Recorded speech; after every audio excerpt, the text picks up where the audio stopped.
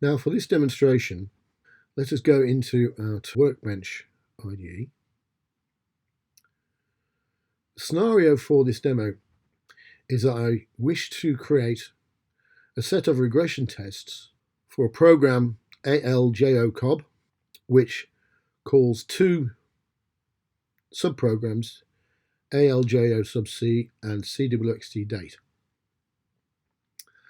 I have already created a TTT unit test project for this program, which contains two test scenarios, a stub unit test for ALJOCOB, and a second scenario for ALJO sub C.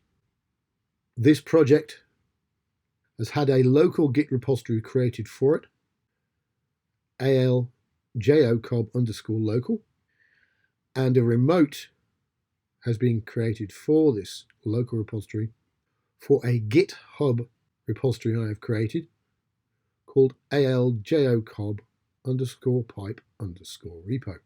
I have already pushed my local repository content, i.e. this TTT project, into my remote GitHub repository. If I go to my remote GitHub repository, you can see here my ALJOCOB_pipe_repo repository has my ALJOCOB_pipeline project pushed into it.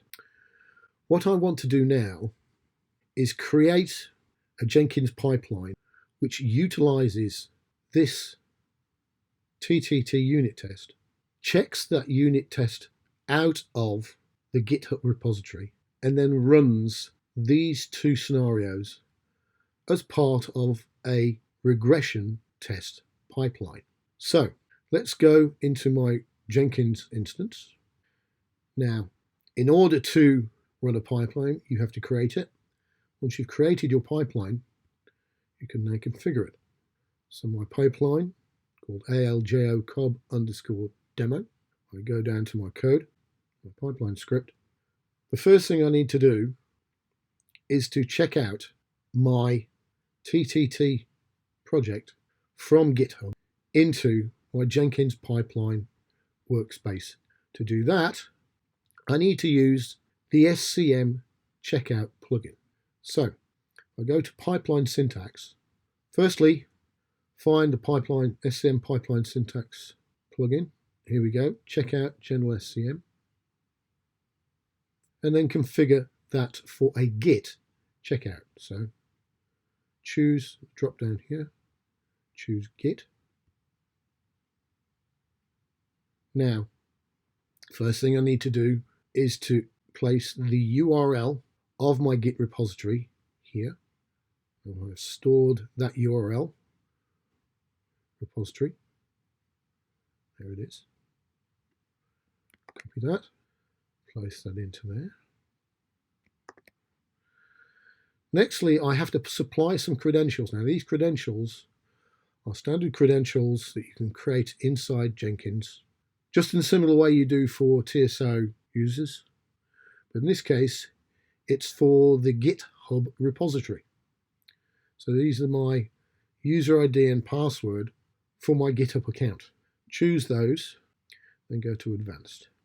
Now I need to give the logical name that I'm using for my GitHub repository, which in this case is the default for such a repository, the word origin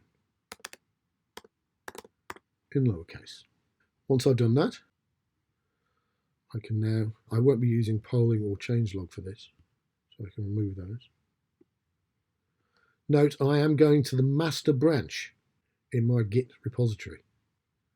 If I go to my Git repository, note here, my ALJOCOB pipeline project, TTT project, is in the master branch, the main branch. So that's what I need to refer to here when I create my code for the SCM Git checkout. Create the pipeline script,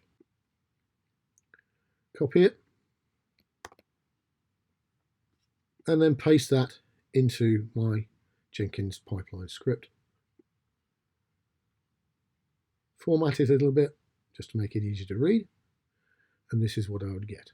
So here we are, my checkout referring to my ALJOCOB pipe_repo repository. And that will run without any other further changes. And that will result in my TTT pipeline project being checked out into my Jenkins pipeline workspace, which by opening it up here, that's my pipeline name. And there you can see here, ALJOCOB_pipeline directory has been created for my TTT unit test. I can then continue to create the rest of my pipeline script, check out my source code. Now this could be a checkout from CA Endeavor, ISPW, or in this case, I'm checking it out simply from a mainframe-based PDS. Now I can run my checked out unit test scenarios. Again, you would simply create those using the pipeline syntax. In this case, it will be from within a general build step, a TTT unit test, fill in the relevant elements, host connections, logon credentials. So in this case, from my ALJOCOB_pipeline folder, I am running my ALJOCOB stub scenario. And I'm also going to run using the code coverage options into a particular repository system and test ID combination. I've also added a JUnit element to this to externalize my test results within the pipeline. I'm also going to run my ALJO sub C scenario for my subprogram, and I'm going to collect code coverage information for that in the same repository system and test ID area. After that, I will stage that code coverage information using the retrieval code coverage plugin. I'll look at the code pipeline syntax for that. Again, it's from a general build. Choose retrieve expedited code coverage statistics. Again, fill in the details. And here you can see the details. Source code that I staged previously. My code coverage repository details. And in this case, an override for my particular DDIO file. And finally, I'm running a SonarQube analysis step, which references both my TTT unit test and my code coverage elements I staged previously. I can now go to my main screen for my pipeline and build it. Now, for this scenario, the idea is that the first run of this pipeline will create a baseline against which I can measure any changes I make during the next set of modifications I make to my program code. So that when I perform more changes, required changes to my code, and also address any technical debt that resides within that code, I can see in my next run of the pipeline how I've progressed with that. So here you can see my pipeline running. Here's the checkout for my TTT projects. I've now checked out my source code and code for my copybooks. I'm now running the first of my TTT unit tests. This for the main program, ALJOCOB. Here we can see we're running the unit test for ALJO sub C. That's now completed. And we're doing the code coverage data retrieval, which is retrieving, remember, code coverage information collected by the two TTT unit test runs. And now we're running the SonarQube analysis step.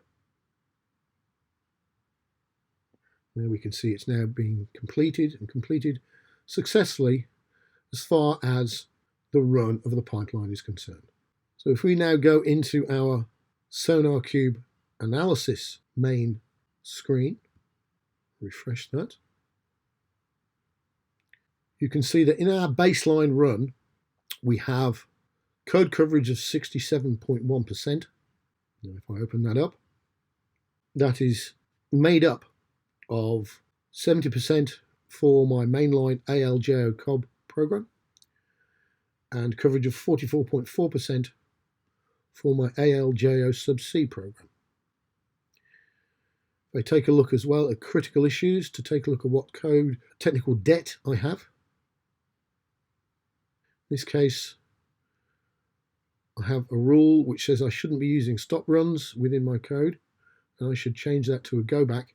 And I've also got one where I should avoid using the next sentence statement.